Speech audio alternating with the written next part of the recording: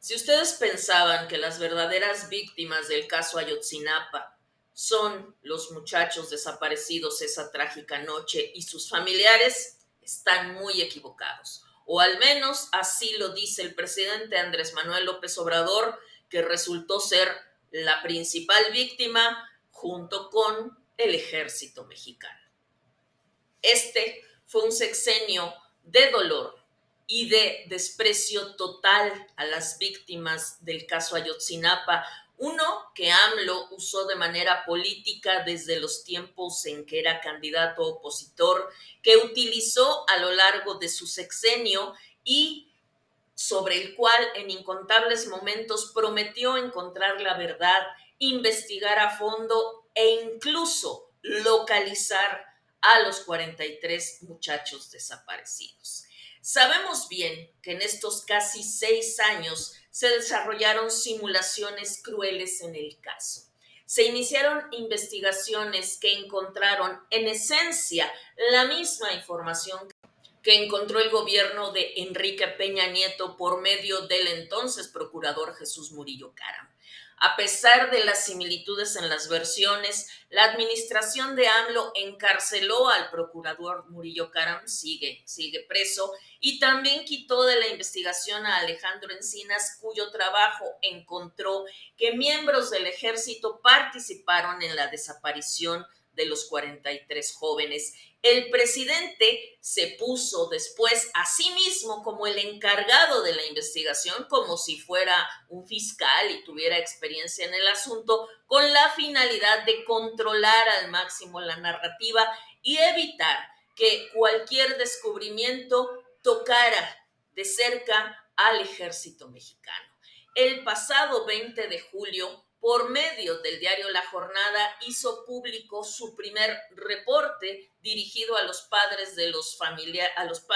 jóvenes de Ayotzinapa, una carta que había enviado de manera descuidada, según los propios padres, el pasado 8 de julio. Este reporte no es tal, no es un reporte, en realidad es una carta política cuya preocupación fundamental es defender al ejército y de paso victimizarse y atacar a sus adversarios políticos. Hoy, 31 de julio, el Centro de Derechos Humanos Agustín Pro Juárez hace un balance sexenal del caso Ayotzinapa y asegura que el presidente López Obrador se olvidó de las verdaderas víctimas para defender el ejército. Y así es. Fíjense ustedes en este párrafo, 2 párrafos de la carta del 8 de julio que el presidente publicó en La Jornada.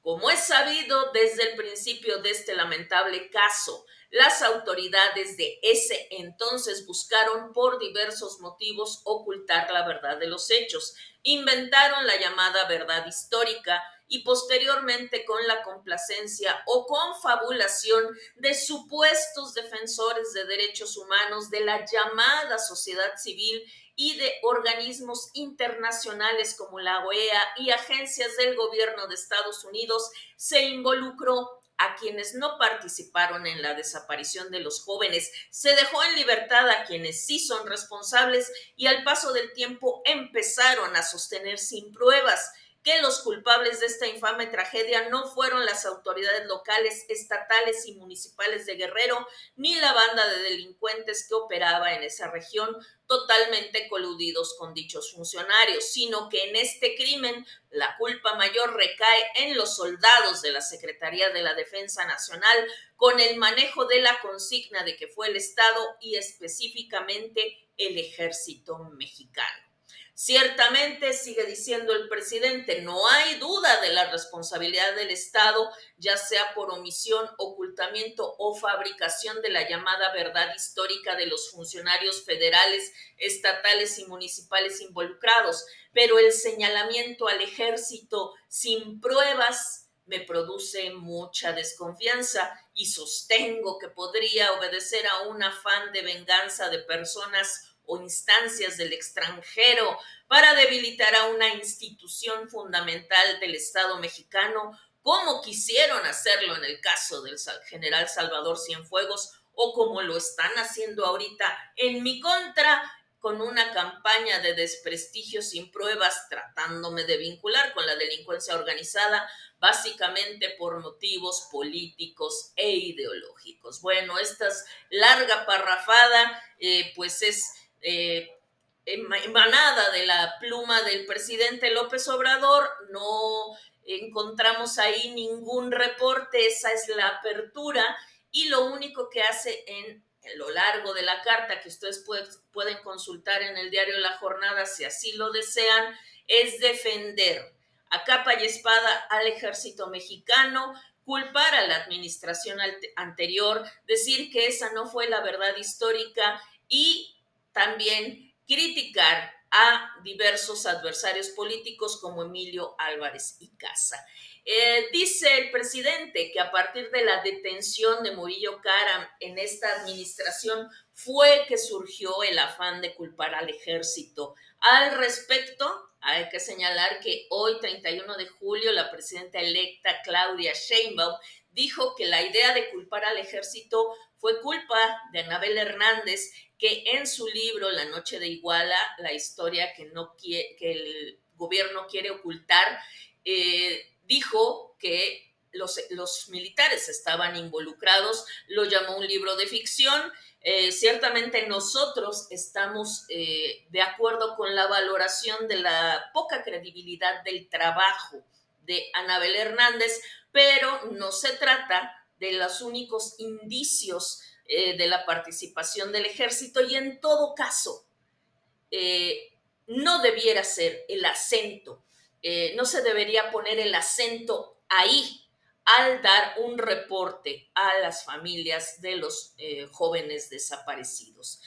Sigue diciendo AMLO, y bueno, y este es el punto 11 de la carta, es una larga carta. A partir de entonces, los abogados de los padres y algunos de ellos a los cuales siempre les aceptamos cualquier señalamiento y hasta insultos, ay, tan bueno el presidente, porque se trata de la pérdida de sus hijos, empezaron con el apoyo de las organizaciones de derechos humanos, de la llamada sociedad civil, siempre ese desprecio del presidente, de la OEA y de la ONU, a enfocar todas las baterías en contra del ejército. Nosotros sabemos, y lo hemos informado aquí, que esas baterías no las apuntaron solamente los padres, ni tampoco la ONU, la OEA, los investigadores independientes. Fue el propio Alejandro Encinas, dentro de la Secretaría de Gobernación, quien hizo diversos apuntes, dio informes, entregó documentos que apuntaban a la posible participación de soldados en la desaparición de los 43 normalistas. El trabajo de Alejandro Encinas provocó tal furia al interior del ejército que el propio presidente tuvo que intervenir, quitar a Alejandro Encinas de la investigación y colocarse a él mismo como el investigador encargado para apagar ese fuego, esa inconformidad al interior del ejército, que de acuerdo con diversas filtraciones que se dieron hace un par de años, le habrían dicho al presidente, ¿quieres que se sigan repartiendo las vacunas contra COVID? Bueno, pues entonces no ofendas a la institución castrense. Y bueno, ¿qué dijo hoy el Centro de Derechos Humanos, Agustín Pro Juárez, en su balance sexenal? Este documento lo publicó el portal Animal Político y otros medios de comunicación. Dice, entre otras cosas, vamos a elegir algunos párrafos. El presidente de la República elaboró un reporte sobre el caso que en formato de carta anunció que le sería notificado a cada una de las familias. Dice que fue muy descuidada la manera de hacerle llegar el documento a las familias y que finalmente el presidente optó por publicar el texto íntegro en el diario La Jornada.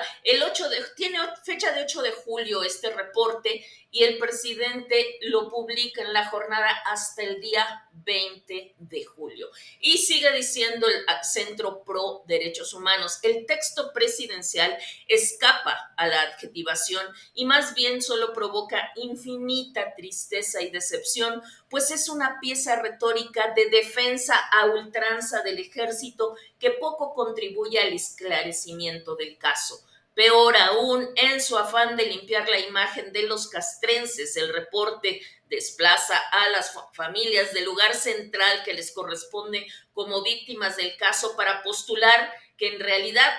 la víctima es el ejército, que se enfrentaría en su perspectiva a una suerte de conjura internacional urdida desde los Estados Unidos para debilitarlo y facilitar la injerencia internacional de México, conspiración de la que harían parte organismos internacionales, periodistas, la DEA, políticos e incluso organismos civiles de defensa de derechos humanos. Entre estos últimos